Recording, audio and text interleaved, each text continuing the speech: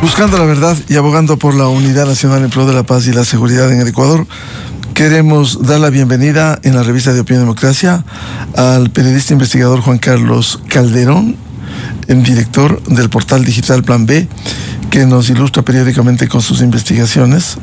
Recordemos que hace poquísimos días veíamos cómo recibía a nombre de un grupo de comunicadores un reconocido premio, el premio del rey Juan Carlos.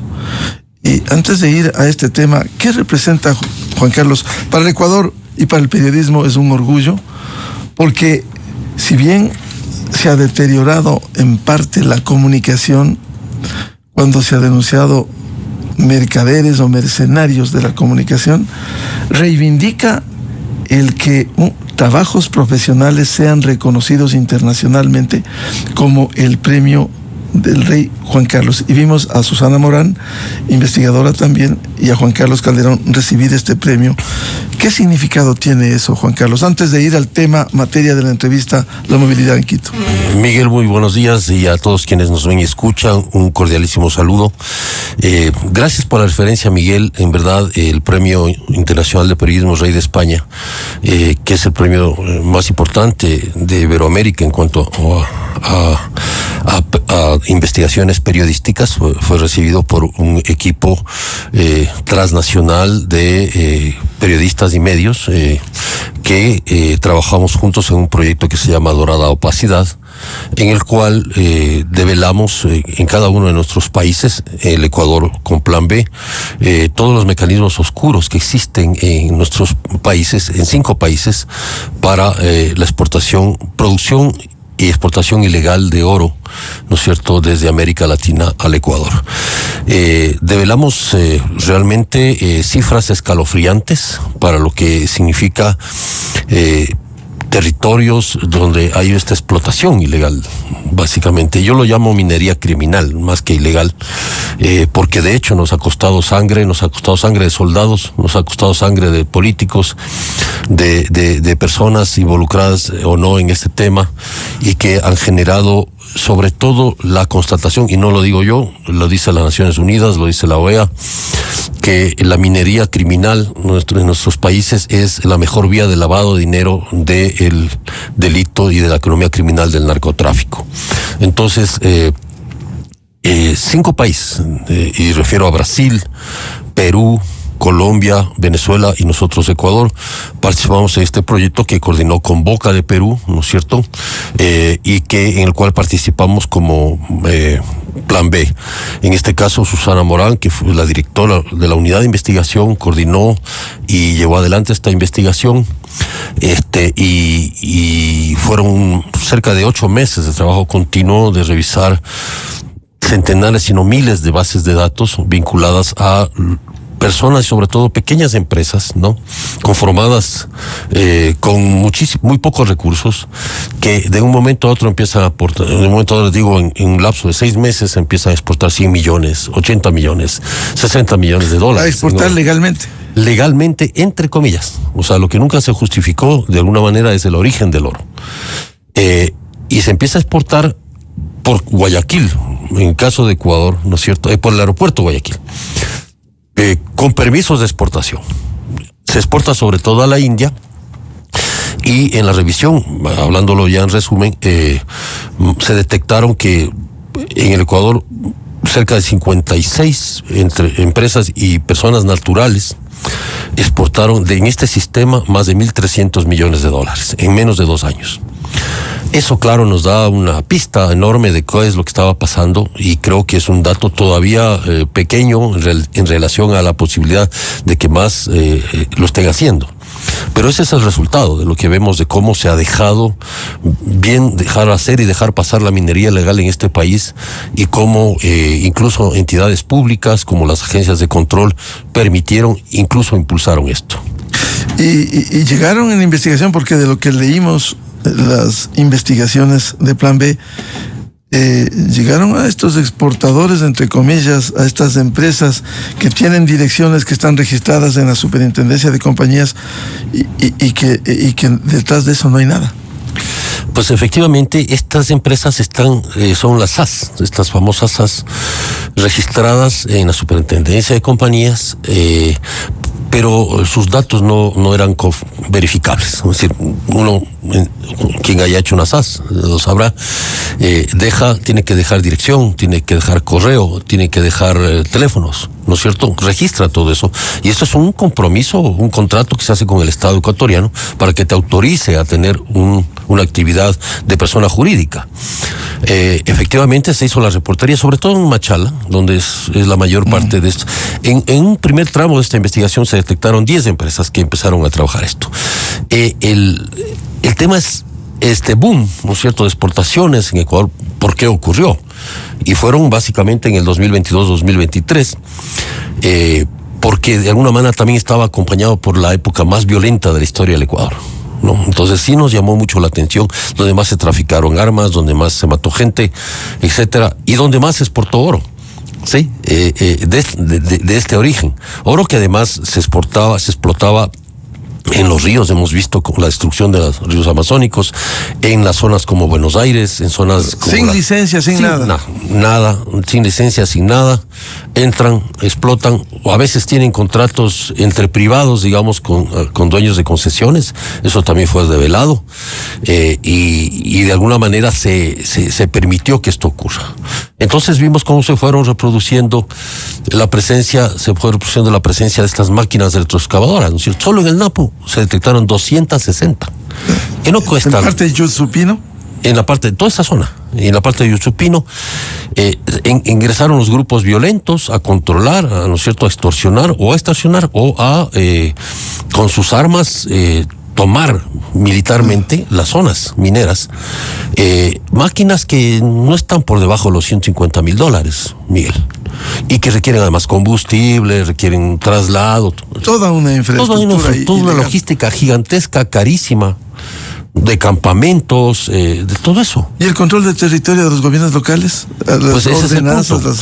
Nosotros hemos venido denunciando, no ahora, no por lo del premio, sino desde antes, toda esta presencia. Lo han hecho otros colegas, también otros medios. Teleamazonas ha estado ahí, el Fausto Yepes, todos ellos. Código Vidrio, ha estado Arturo, ha estado Diego Casal también con Barra Espaciadora, etcétera. Es decir, la prensa ha venido haciendo su tarea. Pero la atención de las autoridades de control en el Ecuador, y hablo de UAFE, CRI, aduanas y todo, la Agencia de Regulación Minera, Fuerzas Armadas, Policía, la Policía Nacional ha hecho intervenciones, ¿no es cierto?, ha hecho operativos, que además han tenido los dueños de estas maquinarias el respaldo de jueces o de fiscales, ¿no es cierto? Entonces, en el sentido de que no se procesaban o eran enjuiciados los que hacían los operativos. Entonces ha habido una suerte de protección a esta actividad. Y claro, los gobiernos seccionales lo mismo. Se encontraron casos de concejales y exconcejales que tenían máquinas, ¿sí? o que tenían equipo caminero, o que brindaban servicios varios. ¿En la región amazónica? En la región amazónica y otras regiones.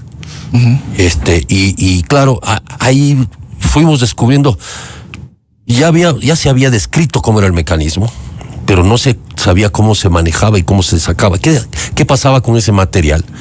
Que es un material pétreo mineralizado de piedra, no es que se saca oro físico, se saca piedra mineralizada y se lleva a las que se llaman las plantas de beneficio o procesamiento, que están ubicados en la zona sur del país. Y ahí se producían estas pequeñas láminas de oro que a su vez eran exportadas, ¿no es cierto? Y se conseguían ahí, en la zona donde se hacen las plantas de beneficio, donde se procesa este material, Portobelo, Ponce Enríquez, etcétera.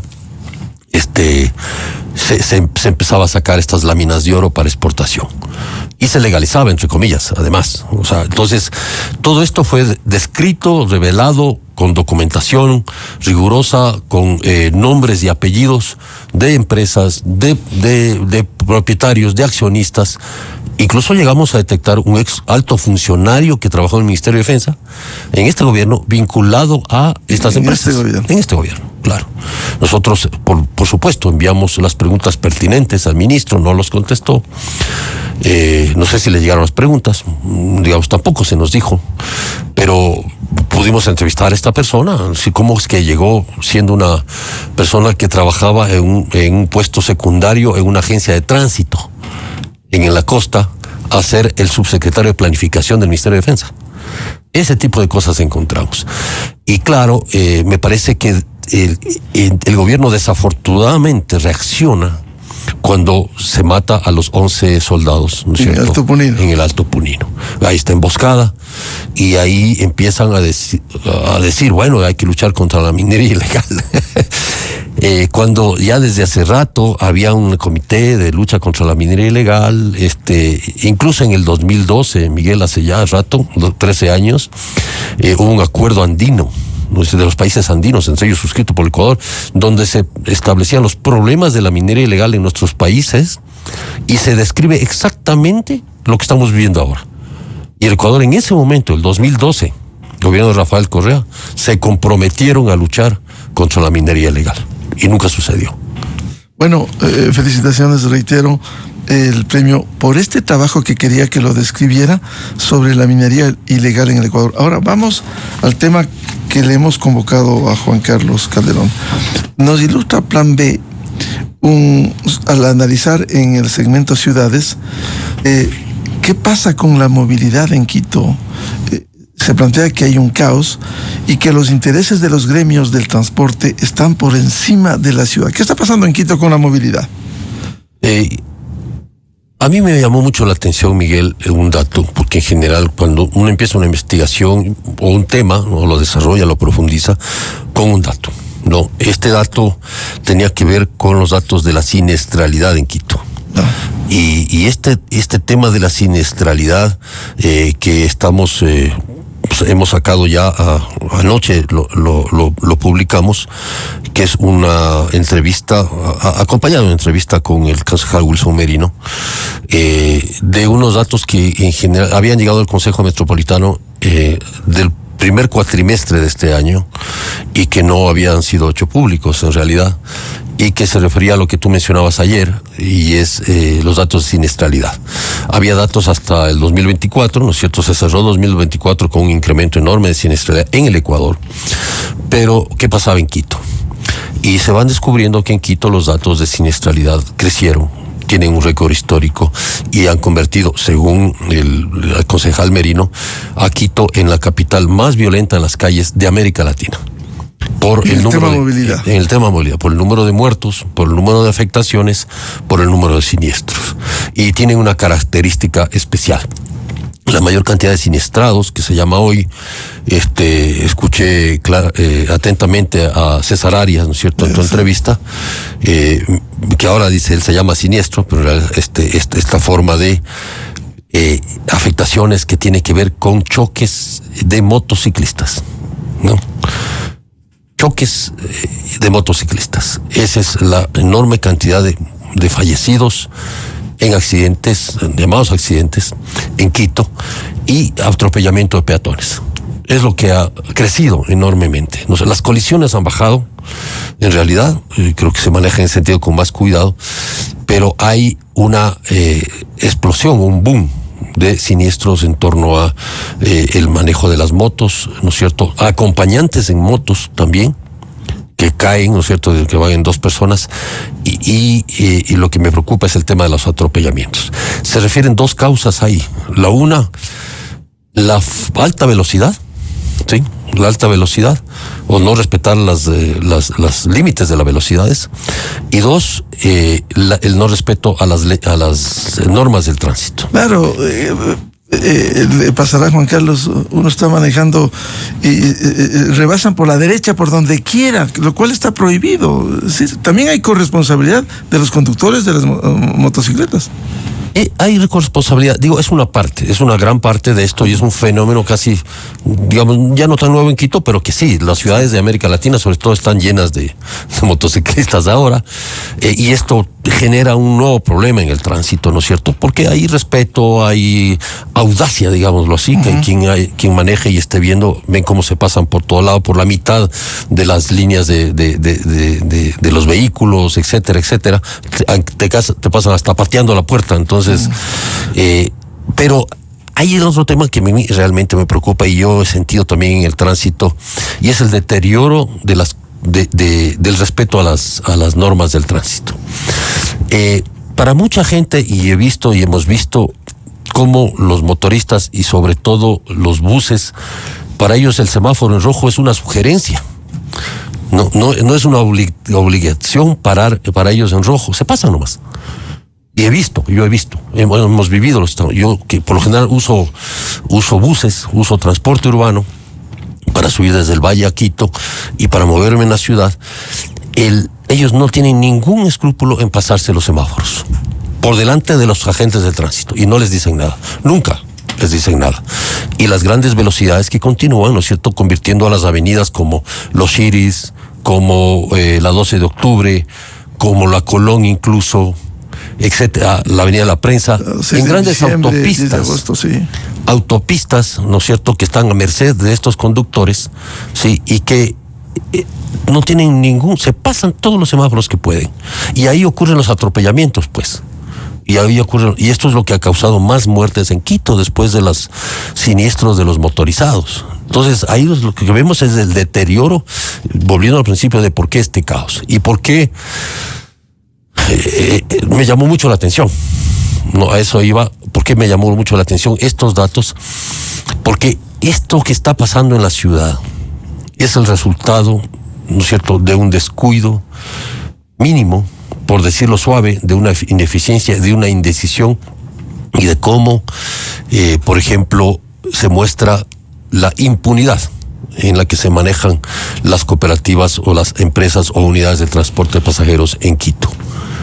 Esto es lo que me llevó en realidad a hacer una serie de entrevistas y de profundidad y de investigaciones que estamos haciendo sobre el problema de la movilidad. Basado en otro dato, la solución a la movilidad fue la principal oferta de campaña del alcalde Pavel Muñoz. Es decir, se reconoció, y en general somos buenazos para los diagnósticos, lo hacemos muy bien, esto está pasando, hay datos, lo que quiera. El problema naufraga en la decisión política, naufraga en la gestión. Se toman decisiones. No se toman decisiones, pero además, como decía el concejal con quien primero hablamos y profundizamos sobre el tema, Michael Laulestia, esto ilustra. Mencionaba, y él asevera esto, básicamente basado en evidencias, de que los intereses, y todo esto está a muestra de que los intereses de los gremios de transporte de pasajeros privados en Quito están por encima de los intereses de los ciudadanos. Y yo le mencionaba un solo dato, y eso me han corroborado. La gran y populoso sector de Carapungo, por ejemplo, no está conectado directamente al metro. Entonces yo me preguntaba, es ilógico, si se quieren poner más gente en el metro, si se tiene que llegar a 400,000 pasajeros al día, abandonar una zona como Carapungo, ¿cierto? No poner líneas directas, no poner accesos directos de que las personas cojan buses y lleguen a las estaciones del metro, a la primera estación del metro del norte. Era ilógico. Y entonces un poco se me fue explicando de que esta situación se debía a que se estaba de alguna manera protegiendo los intereses de ciertos gremios de transportistas que hacen esas rutas. Son intocables. Que son intocables. Si me permite, Juan Carlos, le dejo planteado una inquietud. Vamos a ir a una cadena oficial y volvemos con este diálogo. ¿Cuáles son los deberes no cumplidos en medio de esta situación que vive la capital en movilidad, especialmente en las rutas y frecuencias? De esto hablamos periódicamente, de manera recurrente, cuando se aprueban la reestructuración de las rutas y frecuencias y no hay respuestas. Siempre se dilata, ya mismo en algún momento, pero no hay manera de poner en orden con la reestructuración de las rutas y frecuencias. Y ahí viene lo que dice Juan Carlos Calderón. ¿Por qué? ¿Hay complacencia con los gremios de transportistas? Pregunta que la dejo planteada, vamos a la cadena. A continuación, XFM se une a una cadena nacional. Guayaquil, Más de 8.000 policías resguardan la seguridad de los guayaquileños, llegando a las zonas rojas y luchando contra los delincuentes de la urbe porteña. Víctima liberada en Monte Sinaí.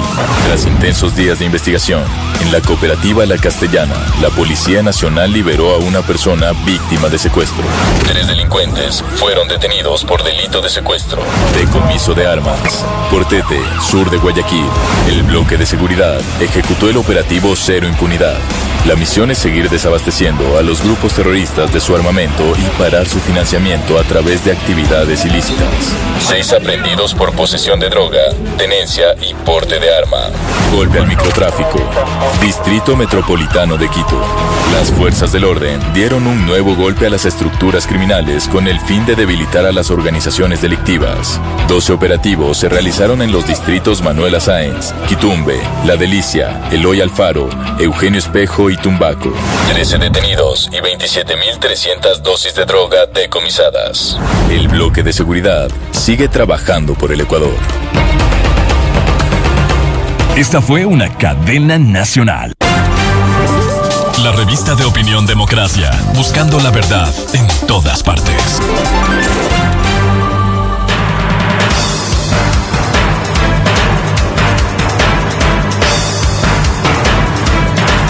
7:02 en el territorio continental ecuatoriano, buscando la verdad y abogando por la unidad nacional en pro de la paz y la seguridad en el Ecuador.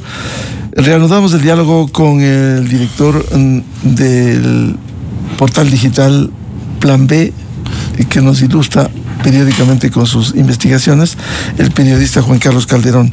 Juan Carlos, dejamos planteada una inquietud. ¿Cuáles son los deberes no cumplidos, como en este reportaje se plantea al concejal Michael Aulestia? De manera especial, una deuda que tanto se ha hablado y nada se ha hecho, la reestructuración de las rutas y frecuencias en superficie.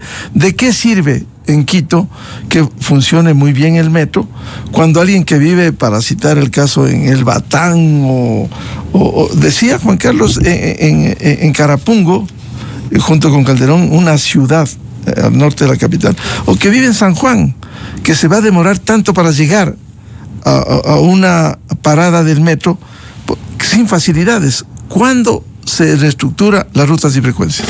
Sí, ese es un tema que ha sido mencionado en nuestras entrevistas con bastante frecuencia. O sea, hay varios puntos que están en deuda, digamos, en el sector de movilidad, de la movilización. Uno de esos es esta reestructuración. Se dio una primera reestructuración, me explicaban, en la alcaldía de Jorge Yunda, ¿no? Esta alcaldía fallida, por lo cual el entonces alcalde fue destituido y reemplazado por el doctor Santiago Guarderas.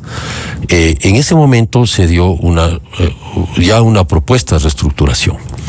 Pero esto fue demandado, ¿no es cierto?, por su sucesor.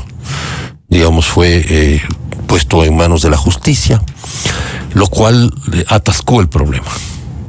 Había muchas dudas respecto a por qué y qué es una reestructuración de rutas y frecuencias. Es decir, muchísima, casi todo en general, de frecuencias de transporte se han movido de norte a sur y de sur a norte.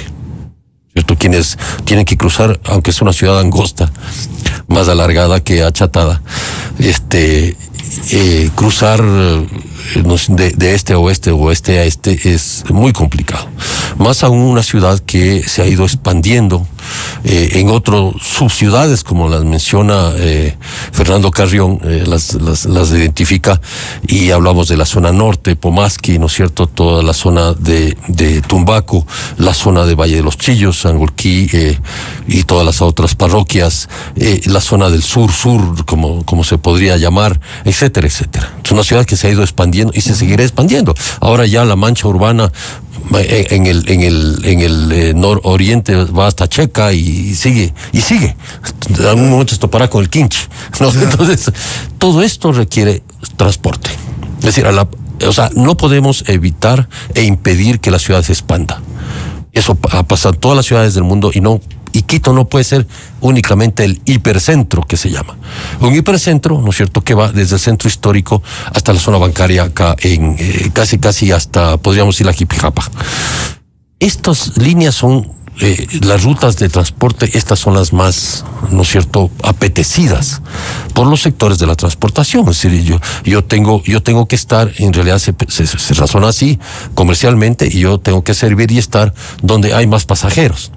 Pero esta zona está hiperservida, pues, si no nos hemos dado cuenta. ¿Qué tenemos? El metro, ¿no? Tenemos los troles, o sea, toda la zona de todas las vías o los corredores que se llaman, entonces, Ecovía, Trolebús, la occidental que pasa por la Avenida América, etcétera. Pero la gran mayoría en el sentido norte-sur, sur-norte. Y también están los buses por ahí, o sea, compitiéndose entre sí, captándose pasajeros. Pero sigue el correteo, esto no ha cambiado. Sí, y además buscando pasajeros en esa misma zona, porque es una zona donde la mayor parte de la gente de Quito trabaja. O sea, el metro, por ejemplo, generó un fenómeno interesantísimo. Yo creo que el metro sirve mucho más a los sectores del sur que a los sectores del norte. Claro, salen de Quitumbe se sale del sur tiempo a trabajar al norte, a las fábricas del norte, a las zonas del norte donde está la mayor zona industrial de Quito. Y eso ha beneficiado muchísimo, ¿no es cierto?, a muchos sectores. Sin embargo, esto no sucede en todas las vías paralelas, pero que también van de sur a norte. Entonces, esta reestructuración tiene que ver con los servicios que tiene que llegar un transporte público de pasajeros a todas las zonas. Tú mencionabas algunas, San Juan, por ejemplo, u otros, y no solo tiene que ver con la ruta, sino con las frecuencias, es decir, cuántas veces al día está un vehículo sirviendo, o cuántas veces llega. Entonces puede haber una ruta, pero que pasa cada hora. Sí, pasa cada hora, entonces no nos sirve como ciudadanos. Claro, 1 hora para bajar a la parada del metro y 5 minutos para llegar al destino. Claro, y lo cual termina en nada el servicio del metro. Entonces, esta es una enorme deficiencia, y no ha habido una explicación mayor de por qué se han demorado. Ya van a ser 2 años. Es más, el metro ya tiene varios años, algunos de ellos inmovilizado, que estuvo, ¿no es cierto? Estar listo paralelamente la reestructuración de rutas y frecuencias. Entonces, esto es una suerte, entre comillas, de negociación que tiene que hacer la Secretaría de Movilidad del municipio, intervenir todos los actores del sistema de transporte de pasajeros público en Quito, la empresa de pasajeros y todo eso. Me ponía un dato. El metro entró con un sistema automatizado de recaudo, del pago, ¿no es cierto?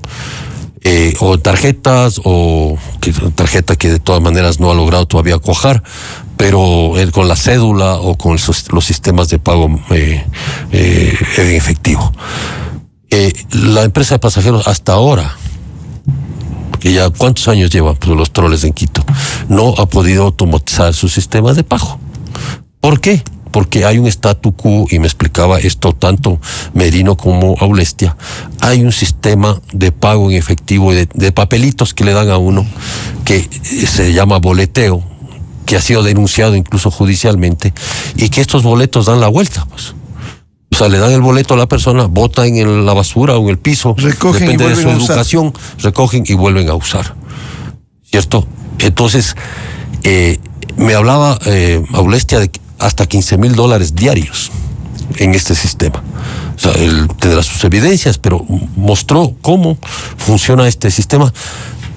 Lo que se llega a resumen, Miguel y amigos, es que hay un statu quo que se beneficia con este caos. El otro tema es precisamente cómo se integra el pago. O sea, en Cuenca, que es una ciudad más pequeña que Quito, que de alguna manera ha logrado ordenar el transporte con una tarjeta, donde las personas, y eso pasa, yo estuve por lo del premio justo en Madrid, quien quiera se va a Santiago de Chile o lo que quiera. Lo civilizado, lo moderno, digamos, es que el ciudadano común tenga una tarjeta que le sirva para buses, y para el sistema troncal que es el metro, ¿cierto? Pero acá también ha sido imposible integrar los sistemas de recaudo, ¿no es cierto?, con precisamente estas. El tema es que siempre nos están dando largas justificaciones. Quizás temor al gremio de transportistas.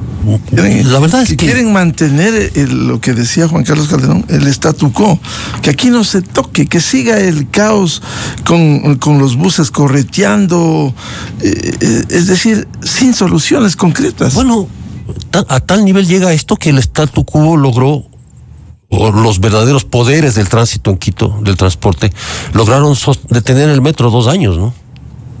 Lograron detener la operación del metro, ya construido, ya con los trenes bajo tierra, todo el sistema listo, lograron parar 2 años. A ese nivel llega ese poder. Y entonces, claro, el alcalde, la actual administración, solo da justificaciones. O sea, ¿en qué momento la Secretaría de Movilidad no existe? Parece que sea un problema de agentes de tránsito, que por ahí alguno sobornó, sí, para ellos es el gran problema. El problema no es ese, el problema es ese, pero también es, sobre todo, esta falta de, no sé si negociación, decisión política para imponer políticas, porque nos decía uno de estos concejales, ahí están en juego intereses de cerca de 3,000 propietarios, ¿no es cierto?, de buses, sobre los intereses de 3 millones de ciudadanos. Y eso es lo que se imponen los 3,000. Y se imponen los 3,000 intereses de los 3,000 actores, más o menos, ¿no? Actores de la transportación de pasajeros frente a los intereses de 3 millones de ciudadanos de esta ciudad. La pregunta es ¿por qué? ¿Qué es lo que está ganando la administración actual para ayudar a sostener este statu quo y este caos en transporte? Que estamos reflejando y viendo lo que se refleja en muertes. En heridas, porque un accidente, y todos los que hemos pasado por un accidente, sabemos que no solo es el siniestro, la colisión, el choque, tiene que ver con un impacto económico, además. Tiene un impacto psicológico. Hay traumas, ¿no es cierto? Estrés postraumático, etcétera, etcétera. Y el impacto de los heridos que quedan, porque los heridos son mucho más que los fallecidos, que tienen que ver con heridas muy graves, que afectan a su movilidad, gente que se queda paralítica, gente que pierde sus miembros, gente que entra en estado de discapacidad, pérdida laboral, etcétera, etcétera. O sea, es una catástrofe la que estamos viendo, ni siquiera es un caos, es una catástrofe la que estamos viviendo en Quito en tema de movilidad, Miguel. Partiendo de un hecho incluso que a veces no entienden los transportistas, que las rutas y frecuencias son del Estado, en este caso del municipio, no son los dueños, los propietarios que no permiten que sea cambiado. En el reportaje de Plan B, el concejal Michael Aulestia testimonia y decía Juan Carlos Calderón, se refería a lo que ya sucediera en la Secretaría de Movilidad del ex alcalde de Quito, Jorge Yunda.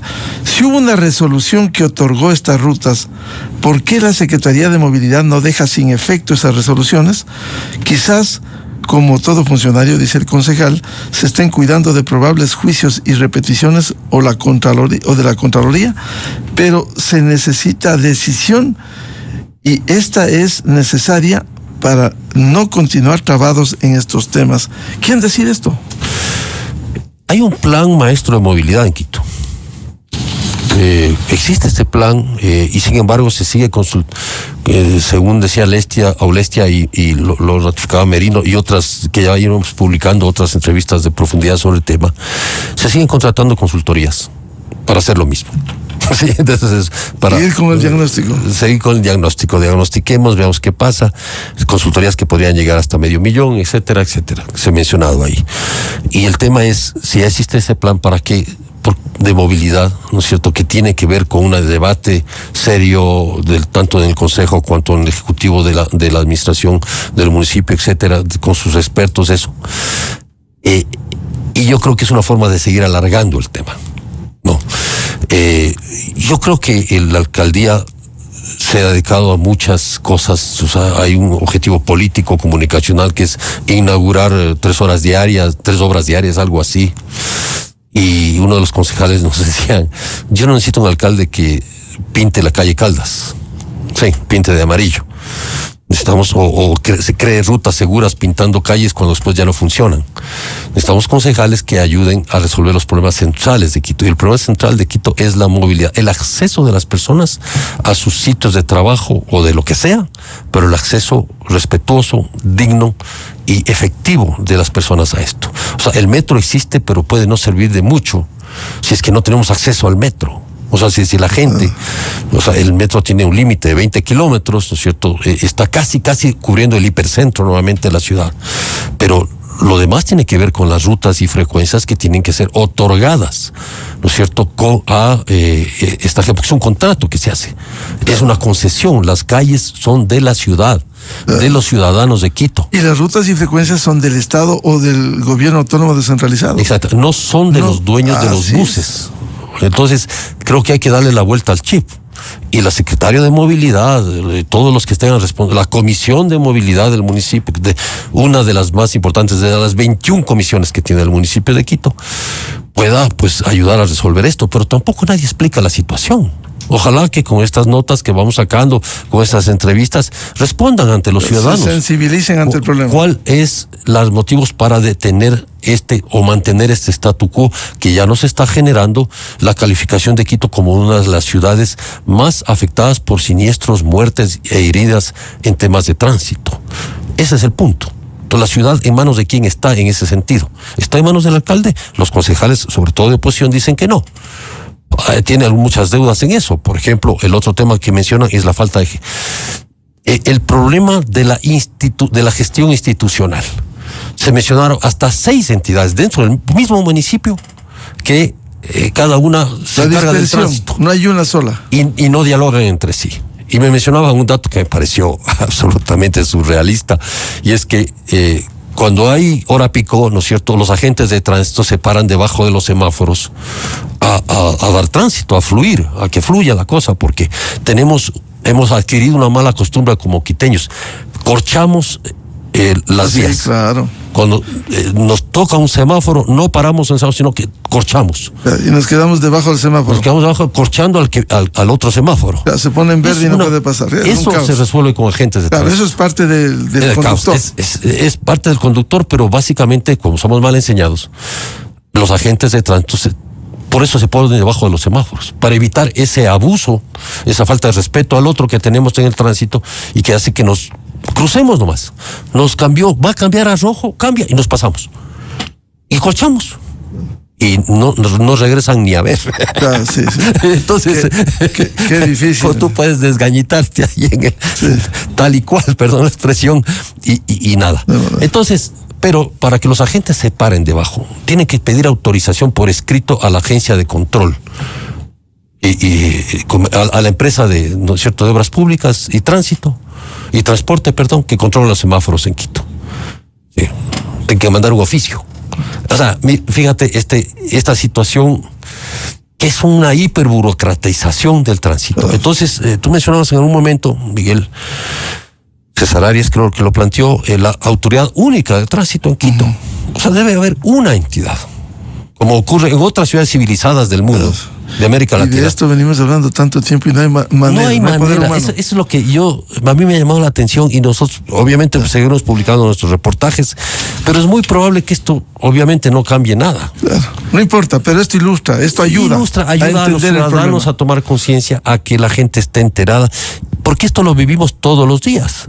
Las horas pico en Quito son insufribles, y sobre todo en la tarde hay ausencia de agentes de tránsito. ¿Por qué? ¿Cuál es la explicación? Que no hay gente. Bueno, esa es la falta de decisión. Hagan los esfuerzos para formar, para plantear. Optimizar con el personal que hay. Con el personal que dé tránsito. Porque si aquí ya no respetamos los semáforos, porque eso es lo que está pasando, ¿no es cierto? Desafortunadamente necesitamos una persona que nos multe. O sea, que la amenaza de multa, que la amenaza esté ahí parada. Entonces, y aún así tampoco se respeta a estas personas. Pero, por ejemplo, se ofrecieron body cams o cámaras de cuerpo para los agentes.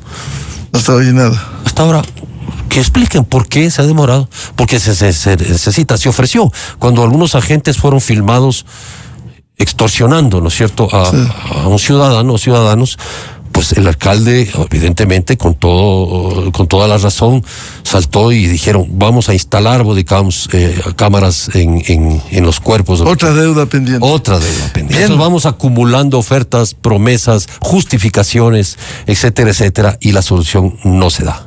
Bien, muchas gracias, como siempre, al periodista investigador, director de Plan B, y seguiremos hablando del tema de Quito con hechos específicos, no políticos, que demandan solución, como la reestructuración de rutas y frecuencias, una deuda pendiente que no se quiere asumir políticamente. Muchas gracias, Juan Carlos. A la orden, gracias. Seguiremos. 7:20 minutos en el territorio continental ecuatoriano. Vamos a una pausa y volvemos buscando la verdad. Diálogo con los asambleístas Natalie Morillo y Pablo Jurado para hablar sobre las tareas que desarrolla la Asamblea Nacional en legislación y en fiscalización. Desde 1984 con Gonzalo Rosero. La revista de Opinión Democracia.